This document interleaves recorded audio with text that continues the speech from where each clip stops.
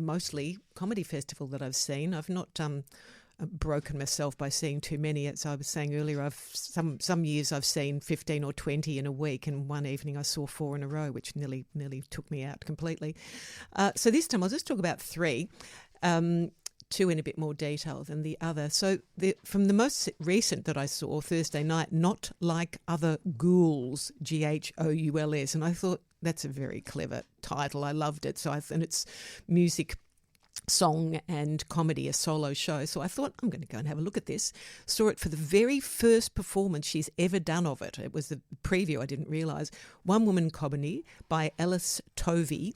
And I'd call it one woman comedy and musical cabaret. It's hilarious, it's thought-provoking, which is always the best of comedy, I think, when it's not just a gag that you forget. So for those who don't know, Comedy Festival started this weekend, last night, Thursday night. That was the beginning, runs till later in April.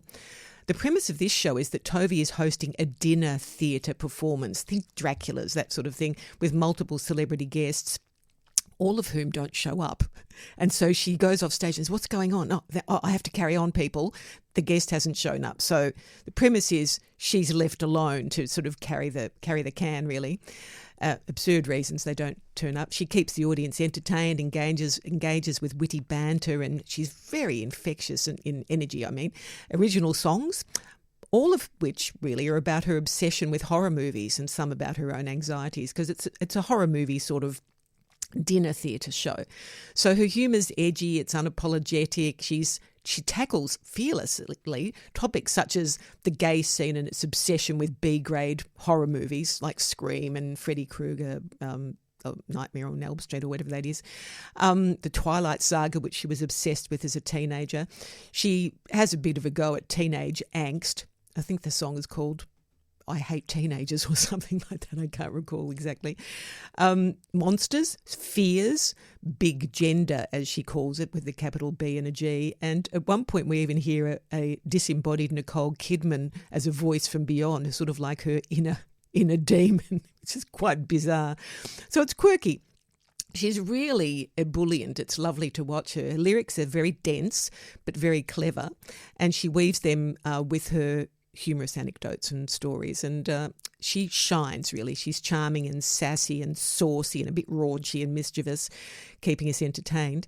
But in addition to the humour, she also shares about her struggles with anxiety and her vulnerability, and it's almost confessional in her honesty about her own experiences, and it adds depth to the performance and resonance. She's versatile. She's also a classically trained singer. She did a degree, I looked her up, at the Con in singing. The voice is impressive, and she creates a solo show that's entertaining and meaningful, which is great. And it's also visually inventive, which I think is great as well for a solo comedy show, not just a stand-up. How long is it still on? Oh, yes. I'm sorry, I should have told you. It's until the 9th of April at the Malthouse in the Tower. Rightio. Take care on the bottom step, I'm warning you. The Tower is up one end of the Malthouse away from the other 2 theatres, smaller space, great space. A couple of things on there, a lot at the Malthouse and several in the Tower. I'll talk to you about Way, capital W-A-Y, which is written and performed by Sally McKenzie, another one-woman show. Interesting. It's Sally McKenzie as performer embodying 4 older women, let's say all over 55, all of whom face straitened circumstances and find themselves without a home. Rather than calling them homeless, she says they're women who find themselves without a home, which is a different image from derelict, etc. And they're facing alarming financial hardship and lack of a home, of course. So she's directed by Sean Mee, rather simply and deftly.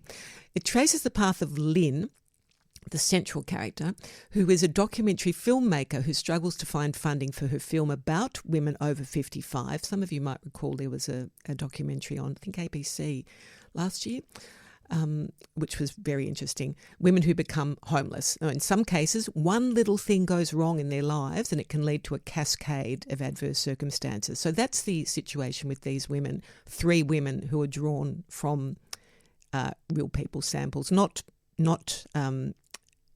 it's not verbatim, but it's extrapolated from stories she has heard, read, seen. So McKenzie, the character, Lynn, is committed to telling their stories, and the writer is as well, honouring their trust in her and helping to change the circumstances of these and other homeless women. So the character is committed, as is the writer of the play. Interesting overlap. So she changes from one character to another, these other three women without homes who are the subjects of the documentary, by just changing voice or posture, puts on a cardigan. Cardi always does a bit for a character. And she shifts between these three interview subjects, all of whom have travelled a different path to homelessness. It's very interesting, and I would say she doesn't want us to spend time she doesn't want to make us weep. She rather wants to make us think and act, which is really a very Bertolt Brechtian sentiment, rather than making you feel too much. It's, I think, worth seeing. It's only on tonight and tomorrow. That's all you've got left, because I've been away for a couple of weeks. We haven't had time to catch up on it. But I think it's worth catching, really. And I will give you a little quick rundown on, just very briefly, another show called Where There's a Will, which is also a comedy festival, also about older women. It's a battle, three sisters battling over mum's will. It fails to deliver on its dramatic potential is all I'll say about it, really. Interesting if you've suffered that experience. Okay. Thanks very much, Kate. And, yeah, thanks for your insights. Pleasure.